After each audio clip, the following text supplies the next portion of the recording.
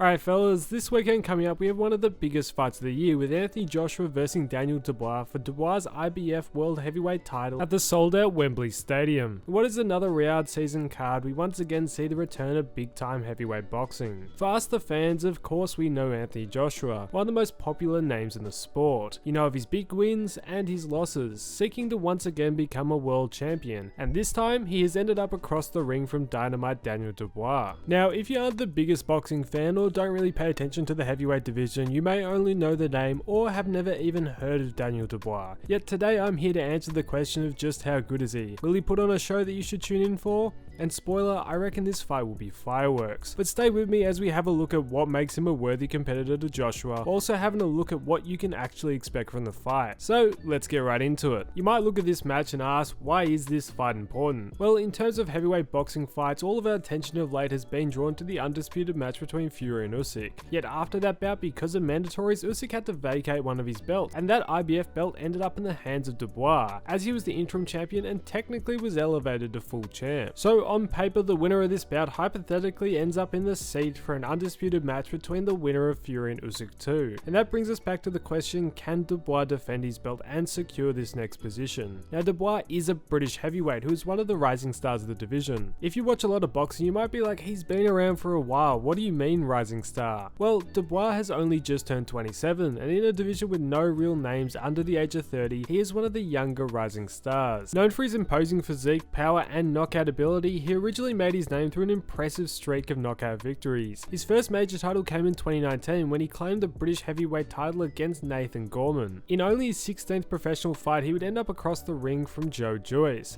At the young age of 23, this was by far the biggest stage Dubois had found himself on. Although with Joe Joyce being in his absolute prime and Dubois still relatively young, he ended up coming up short, being KO'd after taking a jab which fractured his left eye socket. Following the first loss of his career, he would get back to what he knows best and went on a KO streak, which included a weird event on Don King Promotions with him KOing 22-0 Trevor Bryan and then TKOing Kevin Lerena as the co-main on the recent Tyson Fury Chisora fight. After this big co-main fight, Dubois found himself in the biggest fight of his career against Alexander Usyk. Now, as the Fury fight was still being rumoured to pass the time, Usyk decided to have almost a homecoming match of sorts against Dubois. This fight took place in Poland, really the closest they could get to Ukraine without actually hosting it in the country. In a very intimidating environment against arguably the best boxer in the world, Dubois put on a pretty decent performance, and even debatably knocking down Usyk. It depends if you see it as a low blow. Personally, I don't think it's a low blow, but if you watched it, let me know what you thought down below. But Dubois would end up coming up short again, losing this fight by KO in the ninth. Yet after this fight, once again he got back on the horse and went straight back to work, versing Jarrell Miller in his comeback fight, TKOing him in the final round of the fight. This set him up for his last matchup against Hrgović on the Queensberry vs Matchroom 5v5 card, in a matchup which many saw him as the underdog in. With undefeated Hrgović having the buzz around his name, for many they wrote Dubois off. In the early rounds of this fight, they were pretty challenging for Dubois. Hrgović, known for that powerful right, managed to land significant blows that tested Dubois' defense. Despite these early challenges, Dubois displayed his durability and tactical intelligence. As the fight progressed, the critical moment came when Hrgović suffered a cut near his right eye. This injury seemed to shift the momentum in Dubois' favour. Dubois capitalized on this opportunity by intensifying his offensive efforts. He maintained pressure on Hrgović, and with the increasing punch output, it paid off and he began to dominate the exchanges. The climax of this fight came in the 8th round when the referee decided to stop the fight on the advice of the ringside doctor due to the severity of Hrgovic's cut. Although Hrgović looked like he was simply out of shape by this point and wasn't prepared to go deep into the fight, Dubois by this point was going to win one way or another. And that's what brings us to the current day. This resume really shows that at a young age, Dubois is really willing to take on whatever challenges put in front of him. And I think he's one of the few boxers nowadays that you could truly refer to as a throwback fighter. Just before we talk about what to expect from the fight, let's talk about where you can watch the fight. Now, compared to most of the other pay-per-views you look at and go, damn, I can't afford that in this economy, this fight's only priced at £19.99 in the UK and $19.99 US for most of the world. So when DAZN came to your boy, I was like, yeah, I'll talk about the pay-per-view,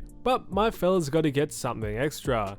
So when you buy the pay-per-view using my link, you'll also receive 7 days free of DAZN. So you get to watch a pay-per-view as well as getting a 7-day free trial to watch all their existing videos and shows and get a glimpse on what's on offer without actually having to take out a monthly subscription. And if you take those 7 days and think it's worth it, you can always extend upon that subscription, but it's 7 days no commitment. But this fight is absolutely worth watching and you don't want to risk missing a second of it. So if you're going to buy the pay-per-view, use the link down below. It supports the channel and for a pretty reasonable price, I guarantee you it will be worth every penny. Now, if this fight is worth every penny, let's talk about what we can expect. Anthony Joshua is of course known for his athleticism, explosive power, and technical boxing skills. Daniel Dubois, on the other hand, is known for that aggressive style and knockout power. In the early rounds, expect Joshua to use his jab and reach to keep Dubois at bay, trying to establish control and dictate the pace of the fight. Dubois would likely aim to close the distance quickly, using head movement and work into the body to disrupt Joshua's rhythm. By the middle rounds, of course, stamina and conditioning will play crucial roles. Joshua has been vulnerable in mid-fight phases before,